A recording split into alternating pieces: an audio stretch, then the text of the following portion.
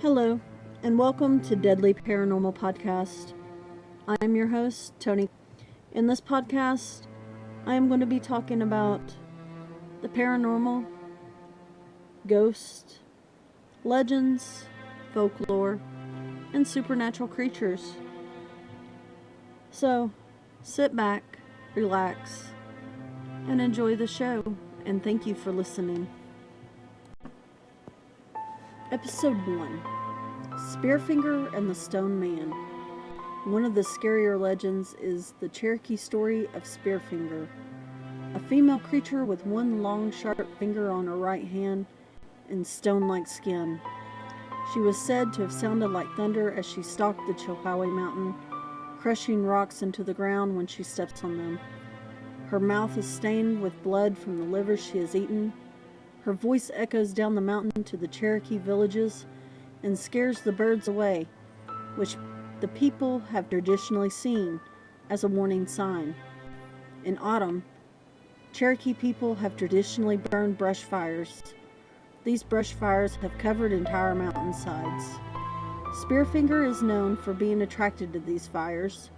Spearfinger searches for the clouds of smoke that rise from the valley. Sometimes she has caught victims when they've wandered for a drink at a stream or picked strawberries near their village.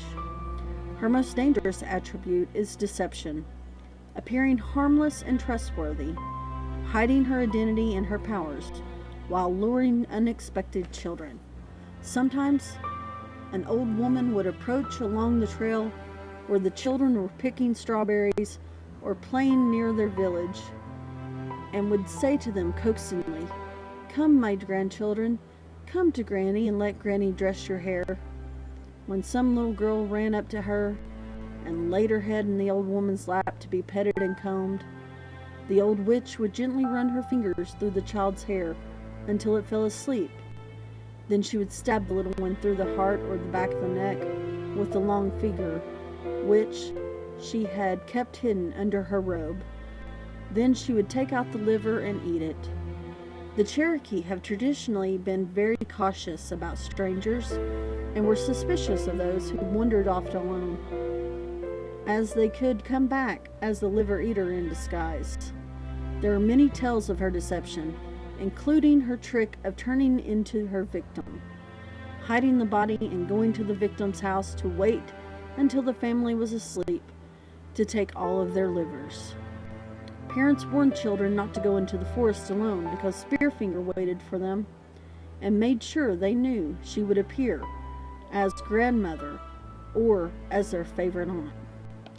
Hunters alone in the woods used to see an old woman with a strangely shaped hand. She would sing her haunting song, so frightening to them that they would hasten back to their villages as quietly as they could. The Cherokee claim that Spearfinger stabs her victims in the back of their neck or through their heart, drawing out their liver. Spearfinger attack is very quick. When she steals liver, her fingers do not leave a scar and her victims do not feel the wound. Several days after the unnoticed attack, the victims will become ill and die. The Cherokee called a great council, including surrounding villages, which were haunted by the liver eater. The medicine man explained the Spearfinger's deception and how to attract her. They just did not know how to kill her. But the medicine man said they might get lucky. Following the advice of the medicine man, the people set a trap for Spearfinger by digging a pit and covering it with brush. They made a fire with green saplings, which made a vast amount of smoke rise into the air. Spearfinger saw the smoke from the Chilhowie Mountain and ran to the village, crushing the ground as she walked.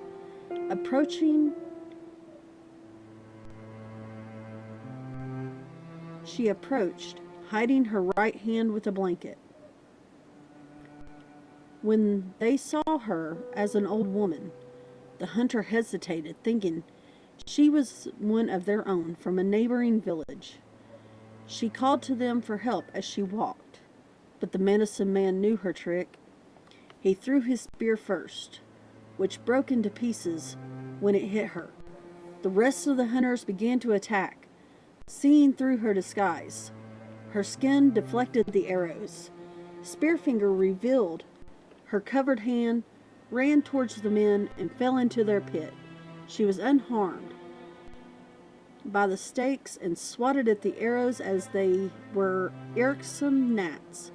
Finding herself trapped in the pit, she slashed her finger in every direction, trying to catch someone, and taunted them with her song about eating livers. Birds flew down from the sky as celestial beings to aid the Cherokee.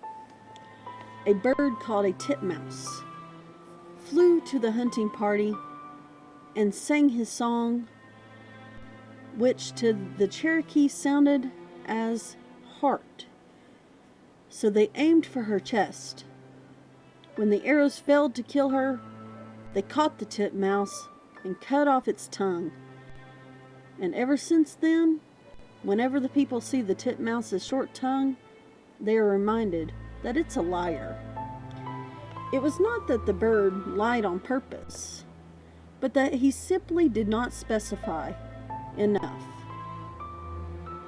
After that, the titmouse flew into the sky, returning to the upper world. Then, a chickadee finally came and landed on her right hand, the one with the spear. And the hunters viewed that as an omen to shoot for the hand, which she kept as a doubled fist. She became even more upset and scared at this, hitting her where the wrist and the right hand joined, or some say, where the spear finger joined the wrist. They severed her heart, she sank to the ground, and her finger twitched, and it was still. The curse of Spearfinger, the liver eater, ended. In recognition of the help which the chickadee gave to the hunters in their hour of need, the bird has ever after been known as the truth teller. And if it should ever land near a house of a man who is away hunting, this is taken as a sign that the hunter will return safely from his trip. Despite her death, Cherokee storytellers continue to tell the legend of Spearfinger and point out the place where her stone structure fell down.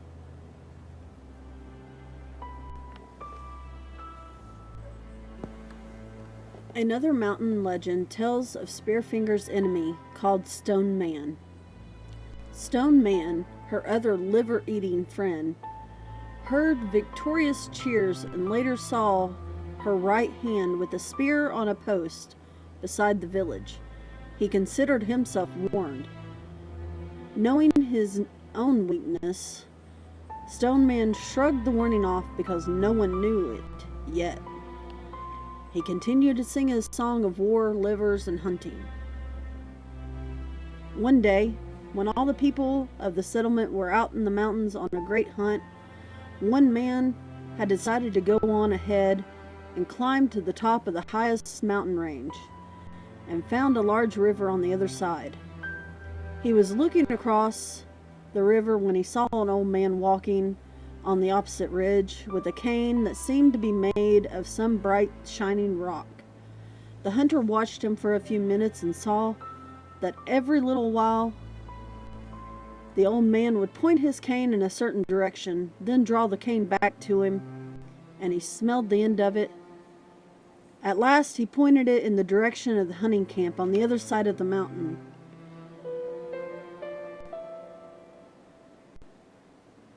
This time, he drew back the staff and he sniffed it several times as if it smelled very good. And then he started along the ridge, straight for the camp. He moved very slowly with the help of the cane until he reached the end of the ridge, when he threw his cane out into the air and it became a bridge of shining rock, stretching across the river. After he crossed the river upon the bridge, it became a cane again, and the old man picked it up and started over the mountain towards the camp. The hunter was so frightened by this, and he felt for sure that it meant mischief. So he hurried back down the mountain and took the shortest trail back to the camp to get there before the old man. When he got there, he told his story to the medicine man, and the medicine man said that this old man was a wicked cannibal monster called Stone Man, who lived in that part of the country and was always going about the mountains looking for some hunter to kill and eat.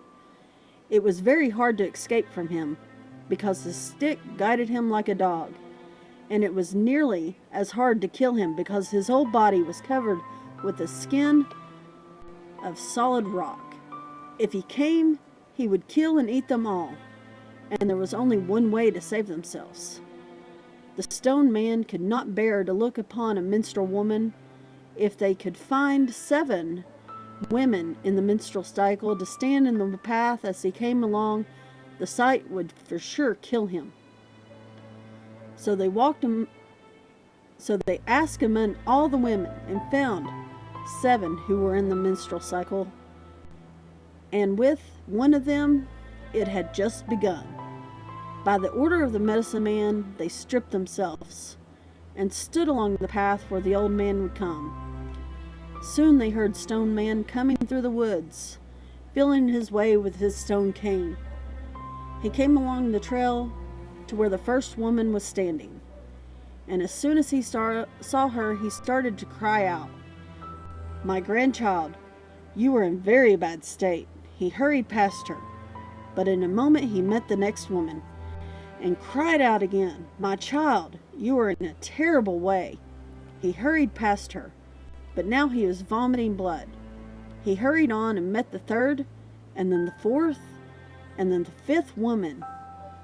But with each one that he saw, his steps grew weaker until he came to the last one, with whom the sickness had just begun.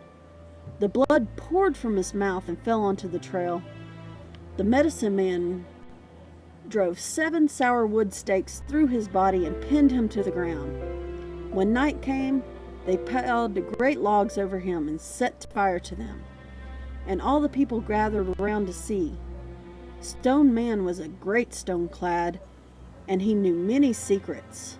And now, as the fire came close to him, he began to talk, and he told them the medicine for all kinds of sickness. At midnight he began to sing, and he sang the hunting songs for calling up the bear and the deer and all the animals of the woods and mountains.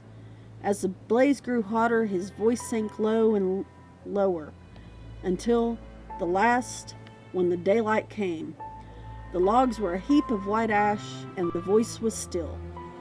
Then the medicine man told them to rake off the ashes where the body had lain, and they found only a large lump of red paint and a magic stone. He kept the stone for himself, calling the people around him when he painted them on their face and breast with the red paint, and whatever each person prayed for while the painting was being done, whether it for hunting success, for working skill, or for a long life, that was his gift. So, if you're in the Great Smoky Mountains and you hear a rumbling with no clouds overhead, it may just be the Stone Man stomping his way through the valley and over the ridges, singing a song. If you like to hike in the Great Smoky Mountains National Park, and you like a bit of the ghostly tales that surround parts of it, a great place to hike is along the Norton Creek Trail in the Lake Fontana area. This area is probably the spookiest of all, the Great Smoky Mountains.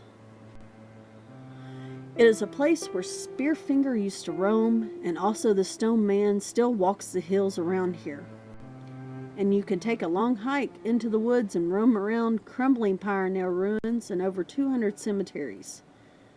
Dot the mountains, silently waiting for visitors. It is said that if you walk the Norton Creek Trail, you might witness a ghostly, floating light in the woods. If you're lost or just have a question of your way, this light will supposedly lead you back to safety. It is one of the tales of the Fontana area that deals with a farmer who lost his daughter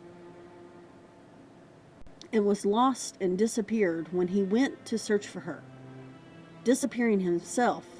As he carried a lantern throughout the night, the farmer will lead you out of the woods to the trailhead so you can get back safely.